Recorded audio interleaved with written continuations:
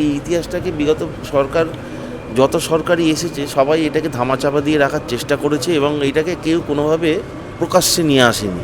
কোনো সরকারই গোপাল মুখার্জিকে নিয়ে কোনো রকমভাবে কোনো কিছু কাজ হয়নি। গোপাল মুখার্জির যে কী কর্মকাণ্ড, ওনার যে কী অ্যাক্টিভিটি, সেইগুলোকে কেউ তুলে ধরেনি।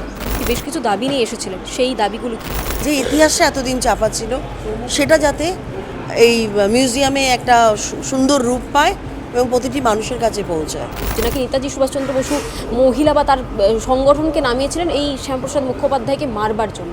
এখনও যারা সুভাষ বোসকে নিয়ে কথা বলবেন তারা যেন তার চরিত্রটা ভেবে কথা বলেন। দেশভাগের যন্ত্রণা শুধুমাত্র পাকিস্তান তারা ভোগ করেনি, পশ্চিমবঙ্গ তাকেও দুটুকরো করা হয়েছিল এবং সেই কাঁটাতারের দাগ এখনও পর্যন্ত যারা বাংলাদেশ থেকে প্রাণ নিয়ে এক কাপড়ে চলে এসেছিলেন তাদের পিঠে এখনও পর্যন্ত রয়েছে। এই মুহূর্তে আমার সাথে রয়েছে গোপাল মুখোপাধ্যায়, যিনি গ্রেট ক্যালকাটা কিলিংয়ের সময় হিন্দুদের বাঁচিয়েছিলেন, কলকাতার হিন্দুদেরকে। তার পরিবারের বেশ কয়েকজন রয়েছে, নাতি রয়েছে তার। এই মুহূর্তে শান্তনুদা রয়েছে আমাদের সাথে। আমি সরাসরি যে প্রশ্নের দিকে যাচ্ছি, গোপাল পাঠার যে অবদান, সেই অবদান বিভিন্ন রাজনৈতিক দল বারবার ভুলিয়ে দেওয়ার চেষ্টা করা হয়েছে। এখন সরকার পরিবর্তন হয়েছে, একটা অ্যাভিনিউর নামও গোপাল পাঠার নামকরণ অনুসারে দেওয়া হয়েছে। আর কি কি ইচ্ছে রয়েছে বা দাবি রয়েছে, প্রাপ্য দাবি যেটা পাওয়া উচিত গোপাল পাঠার? দেখুন, যা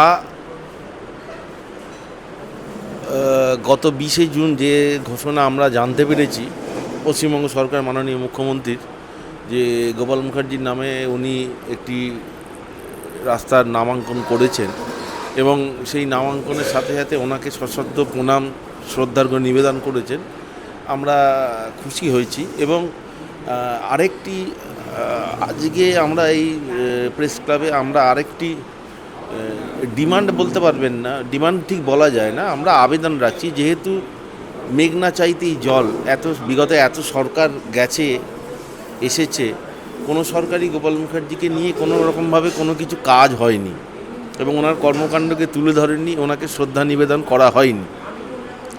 তো আমরা জানতে পারলাম, দেখতে পেলাম যে 20শে জুন যে ঐতিহাসিক দিনে একটা ওনার সিদ্ধান্ত, উনি যে গোপাল মুখার্জিকে এই যে শ্রদ্ধা নিবেদন করেছেন। তো আমরা আরেকটি ছোট্ট নিবেদন আমাদের পরিবার থেকে, ওনার প্রতিষ্ঠিত সমিতি, জাতীয় আত্মত্যান সমিতি থেকে আরেকটি নিবেদন বা আবেদন রাখার আজকেই আমরা সেই অনুষ্ঠানের আয়োজন করেছিলাম। যে যা পাঞ্জাবে অবস্থিত, দেশভাগের ওপরে পাঞ্জাবেও একটি মিউজিয়াম অবস্থিত, ঠিক সেই রকমভাবে সবথেকে বেশি পার্টিশনের সময় সবথেকে বেশি ক্ষতিগ্রস্ত বাংলা এবং পাঞ্জাব, এই দুটো জায়গা হয়েছিল। তো আমরা একটা আবেদন করেছি যাতে পশ্চিমবাংলায় একটা পার্টিশনের মিউজিয়াম হোক এবং সেই মিউজিয়ামে একটি কক্ষ বা একটি ঘর দেওয়া হোক, তাতে গোপাল মুখার্জি সংক্রান্ত যাবতীয় নথি, তথ্য এবং বিভিন্ন ছবি দিয়ে বর্তমান প্রজন্ম, আগামী প্রজন্মর কাছে একটা দৃষ্টান্তমূলক মিউজিয়াম তৈরি করা, যে ইতিহাসটা তারা জানতে পারুক। এই ইতিহাসটাকে বিগত সরকার যত সরকারই এসেছে সবাই এটাকে ধামাচাপা দিয়ে রাখার চেষ্টা করেছে এবং এইটাকে কেউ কোনোভাবে প্রকাশ্যে নিয়ে আসেনি। দেশভাগ, 46-এর দাঙ্গা, এই রকম সমস্ত ইতিহাসগুলো। তো আমরা আবেদন রেখেছি যে এই জিনিসটা ওনার কাছে যে একটা মিউজিয়াম করা হোক। শান্তনুদা, দেশভাগের পর তো দীর্ঘদিন চলে গেছে 2026 পর্যন্ত। গোপাল পাঠা যখন বেঁচে ছিলেন তৎকালীন সরকার, তখন কেন উদ্যোগ নিলেন না যে এইভাবে এই যে গ্রেট ক্যালকাটা কিলিং বলুন বা ওই টাইমে দেশভাগ, এই সংক্রান্ত জিনিসপত্রকে বাঁচিয়ে রাখা দরকার পশ্চিমবঙ্গে, আগামী যে প্রজন্ম রয়েছে তাদের জন্য? তৎকালীন সরকার কেন নিল?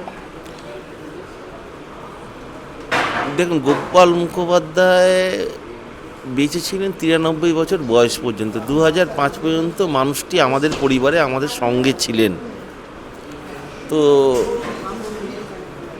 আমরা অনেক সরকারই দেখেছি, 34 বছর রাজত্ব চালিয়েছে বামফ্রন্ট, তারপরে তৃণমূল সরকার, তার আগে কংগ্রেস সরকার ছিল।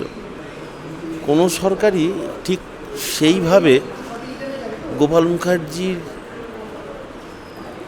যে কী কর্মকাণ্ড, ওনার যে কী অ্যাক্টিভিটি, সেইগুলোকে কেউ তুলে ধরেনি, মানুষের ইতিহাসগুলো কেউ জানতে দেয়নি।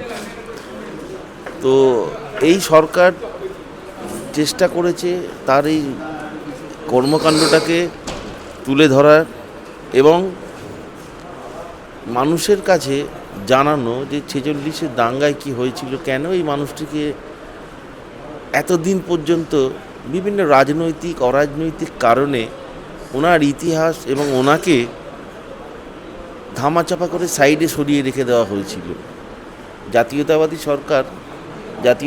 সরকার যে এই সম্মান জ্ঞাপন, তাতে আমরা আশাবাদী যে একটা পার্টিশনের মিউজিয়াম করার আবেদন রেখেছি এবং এটা হলে বাংলা তথা ভারতবর্ষ কেন সমগ্র বিশ্বের মানুষ জানতে পারবে যে কি যন্ত্রণা এই ইতিহাস বা এই দেশভাগের যে এই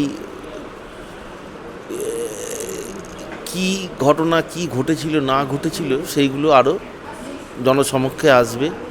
মানুষ আরও স্পষ্টভাবে বুঝতে পারবে, জানতে পারবে তাদের কর্মকাণ্ড, তারা কী করে গিয়েছিল, কেন করেছিল। যে আক্ষেপটা এখন আপনি করছেন যে বিগত বহু সরকার আপনি দেখেছেন কিন্তু তারা ঠিকমতোভাবে কোনো পদক্ষেপ নেয়নি।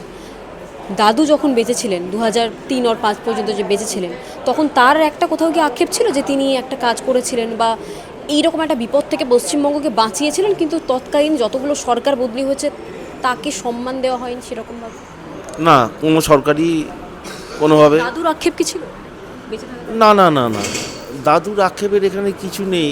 আমরা যে পরিবার থেকে আসছি, যে স্বাধীনতা সংগ্রামী পরিবার, দাদুর কাকা বিপ্লবী অনুকূলচন্দ্র মুখোপাধ্যায়, যাকে বাদ দিলে ভারতবর্ষের স্বাধীনতা সশস্ত্র বিপ্লব আন্দোলন হয় না। সেই মানুষটি কোনোদিন সরকারের কাছ থেকে কোনো পদক বলুন, কোনো ভাতা বলুন বা কোনো কিছু অ্যাকসেপ্ট করেননি। এবং তার পরবর্তী প্রজন্ম গোপাল মুখোপাধ্যায়, ওনাকে বিধানচন্দ্র রায় তৎকালীন মুখ্যমন্ত্রী থাকাকালীন ওনাকে 4টে ট্যাক্সির পারমিট দিতে এসেছিলেন, 2টো ট্যাক্সি 2টো টেম্পুর পারমিট। উনি ওনাকে সসম্মানে ওটাকে ফিরিয়ে দেন, যে আপনি আমায় দিচ্ছেন, আমি কালকে থেকে আর আমার বাড়িতে লোক পাঠাবেন না বলে উনি বেরিয়ে চলে আসেন। যে এই সুযোগ সুবিধাগুলো মানুষের কাছ থেকে নেয়নি, তো সেক্ষেত্রে তার কি আশা থাকতে পারে যে বর্তমান সরকার বা বিগত সরকাররা তাকে তুলে ধরবে বা তার কাজগুলোকে মানুষের সামনে জানাবে? আচ্ছা, অ্যাভিনিউর নাম যখন নামকরণ করা হচ্ছে তখন প্রাক্তন যে দল রয়েছে তৃণমূল কংগ্রেস, তার দেখা যাচ্ছে বহু নেতৃত্বরা রয়েছে যারা বিতর্ক বা বিরোধিতা করতে দেখা গেল। নাম নিয়ে তাদের একটা সোহরাবুদ্দিন, গোপাল পাঠার কেন নাম দেওয়া হলো, ইতিহাস বিকৃত করা হয়েছে, বহু অভিযোগ ছিল। তখন কি প্রতিক্রিয়া ছিল? প্রতিক্রিয়া একটাই, আমরা আপ্লুত, আমরা অভিভূত, আমরা অত্যন্ত খুশি হয়েছি পরিবারের লোক যে গোপাল মুখার্জির নামে রাস্তা হয়েছে, সরকার ঘোষণা করেছে সরকারিভাবে। এবং কার কি প্রতিক্রিয়া, না আমরা কোনো আবেদন করি না, আমরা হঠাৎই জানতে পেরেছি। তো সেই জায়গায় আমাদের এই খুশিটা মানে একেবারে অন্তর থেকে, এবং আমরা সাধুবাদও জানিয়েছি, আমরা শ্রদ্ধাও জানিয়েছি মাননীয় মুখ্যমন্ত্রী, পশ্চিমবঙ্গ রাজ্য সরকার, কলকাতা পৌরসভা সকলকে। আমরা এই ব্যাপারটায় খুব অত্যন্ত আনন্দিত এবং সেই আনন্দের জায়গা থেকেই এই পার্টিশনের মিউজিয়ামটা প্রস্তাবিত করছি। গোপাল পাঠাকে নিয়ে বিভিন্নভাবে আমরা দেখেছি বিগত সরকারের আমলে বিতর্ক তৈরি হয়েছিল। নতুন সরকার পাল্টেছে এবং একটি অ্যাভিনিউর নামও রাখা হয়েছে গোপাল পাঠার নাম অনুসারে। আপনারা গোপাল পাঠার পরিবারের সদস্যরা আজকে বেশ কিছু দাবি নিয়ে এসেছিলেন, সেই দাবিগুলো কি? আমাদের আজকের দাবিটা হচ্ছে একটা পার্টিশন মিউজিয়াম। যে দাঙ্গার ইতিহাসটাকে এতদিন চাপা দেওয়া হয়েছিল, সেটাকে আমরা চাইছি যে একটা পার্টিশন মিউজিয়াম হোক এবং একটা কক্ষ সংরক্ষণ করা হোক। এই পার্টিশন মিউজিয়ামে যেসব মানে দাঙ্গার যেসব তথ্য, যে অনেক কিছু এভিডেন্স আছে যেগুলো কিনা আমরা সুন্দরভাবে মানুষের কাছে তুলে ধরতে পারি, নতুন প্রজন্মের কাছে তুলে ধরতে পারি। যে ইতিহাসটা এতদিন চাপা ছিল, সেটা যাতে এই মিউজিয়ামে একটা সুন্দর রূপ পায় এবং প্রতিটি মানুষের কাছে পৌঁছায়। সৈকত নিয়োগে এই মুহূর্তে রয়েছেন, নেতাজি জীবনী নিয়ে গবেষণা করছেন আপনি। আমার একটা প্রশ্ন রয়েছে, ইতিমধ্যে দেখতে পাচ্ছি যখন গোপাল পাঠা নামকরণ করা হচ্ছে অ্যাভিনিউর নাম অনুসারে, তখন থেকে বিরোধী যে দলগুলি রয়েছে রাজ্যে, তারা শ্যামাপ্রসাদ মুখোপাধ্যায়কে নিয়ে একাধিক বিতর্ক করছে, যেখানে নেতাজি সুভাষচন্দ্রের নামও জড়িয়ে ফেলা হচ্ছে। নাকি নেতাজি সুভাষচন্দ্র বসু মহিলা বা তার সংগঠনকে নামিয়েছিলেন এই শ্যামাপ্রসাদ মুখোপাধ্যায়কে মারবার জন্য। এটা কতটা সত্যি? আপনি তো গবেষণা করছেন এই বিষয়ে। এই বিষয়ে কোনো সন্দেহ নেই যে ডক্টর শ্যামাপ্রসাদ মুখোপাধ্যায়ের রাজনৈতিক চিন্তাভাবনার সঙ্গে সম্পূর্ণ ভিন্ন মেরুতে অবস্থান করতেন সুভাষচন্দ্র, এতে কোনো সন্দেহ নেই। কিন্তু বিষয়টা হচ্ছে সুভাষচন্দ্রের সঙ্গে এরকম ভিন্ন মত অনেকেরই ছিল। শ্রী অরবিন্দ সুভাষচন্দ্র সম্পর্কে যে ধরনের কথাবার্তা বলেছেন, যে অ্যানালিসিস বলেছেন, তাতে এবং সম্পূর্ণভাবে শ্রী অরবিন্দ ক্রিপস মিশনকে সমর্থন করেছিলেন, সুভাষচন্দ্র তার বিরোধিতা করেছেন আজাদ হিন্দের ইয়েতে। শ্রী অরবিন্দ কখনো মনে করতেন না জাপানের সাহায্য নিয়ে ভারতবর্ষের স্বাধীনতা সম্ভব, কারণ মনে করতেন জাপান যদি ভারতে আসে সেখানে ব্রিটিশ সরে যাবে, কিন্তু জাপান তার মতো করে এই দেশটাকে শাসন করবে। তো সেই জায়গা থেকে কিন্তু সুভাষচন্দ্র মনে করেছিলেন। তো এইগুলো তো চিন্তার ডিফারেন্স তো থাকবেই, একটা চিন্তার ডিফারেন্স না থাকলে নতুন কিছু কীভাবে তৈরি হবে।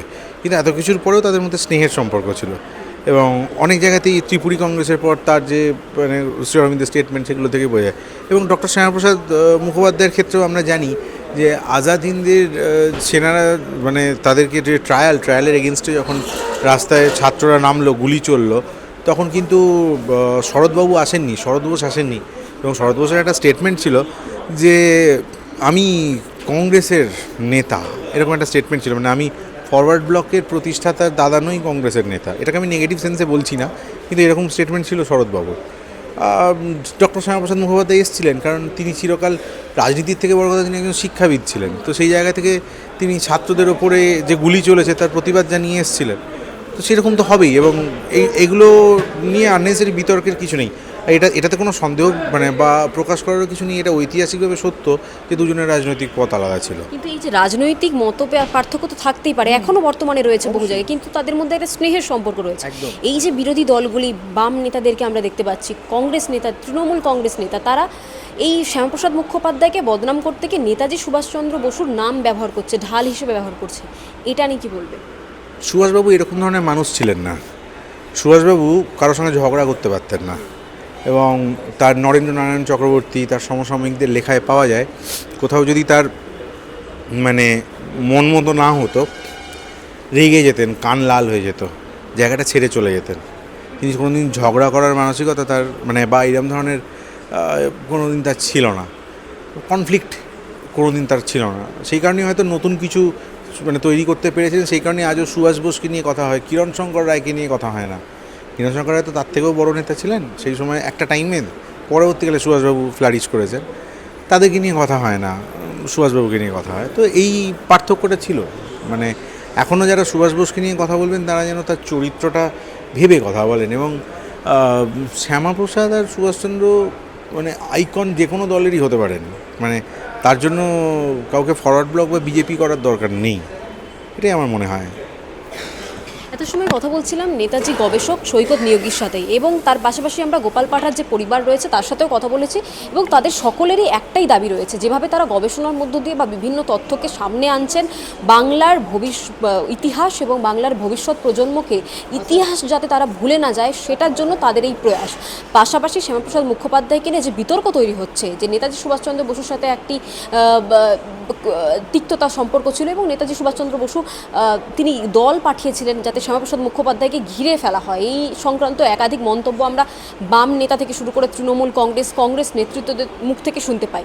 সেই বিষয়ে সৈকত নিয়োগী, যিনি নেতাজির গবেষক রয়েছেন, দীর্ঘদিন ধরে গবেষণা করছেন, তিনি বলছেন যে সম্পর্ক তিক্ততা থাকতে পারে, রাজনৈতিক পার্থক্য আলাদা থাকতে পারে, তবে ব্যক্তিগত স্তরে দুজনের সম্পর্ক অত্যন্ত মধুর ছিল, এমনটাই তিনি বলেছেন। এছাড়াও আজকে যে সকাল থেকে আমরা দেখলাম যে একটা সাংবাদিক সম্মেলন, সেটি একমাত্র উদ্দেশ্য পাকিস্তানের পাশাপাশি বাংলাদেশের যে পশ্চিমবঙ্গের অংশটি চলে গিয়েছে, যে কাঁটাতারের দাগ এখনও পর্যন্ত পূর্ববঙ্গ থেকে চলে আসা কলকাতা এবং রাজ্যের বিভিন্ন জায়গায় বাঙালিদের মধ্যে রয়েছে, তাদের সেই কাঁটাতারের যে যন্ত্রণা, সেই যন্ত্রণা যাতে ভবিষ্যৎ প্রজন্ম ভুলে না যায়, তাদেরকে মনে করিয়ে দেওয়া হয় তাদের আত্মত্যাগ, সেই সংক্রান্ত বিষয়ে উদ্যোগী হয়ে একটি মিউজিয়ামের আবেদন রেখে তারা আজকের সরকারের চোখের যে দৃষ্টিকোণ রয়েছে সেই দৃষ্টিকোণ আকর্ষণের জন্য তাদের আজকের এই অনুষ্ঠান ছিল। এতক্ষণ দেখছিলেন বেঙ্গল লিবার্টি। আপনাদের যদি কোনো মতামত থাকে অবশ্যই জানাবেন কমেন্ট সেকশনে, এবং চ্যানেলটি যদি ভালো লাগে লাইক করুন, শেয়ার করুন, সাবস্ক্রাইব করুন। স্বাধীন, কাঁচিহীন গেরিলা সাংবাদিকতার পাশে থাকুন।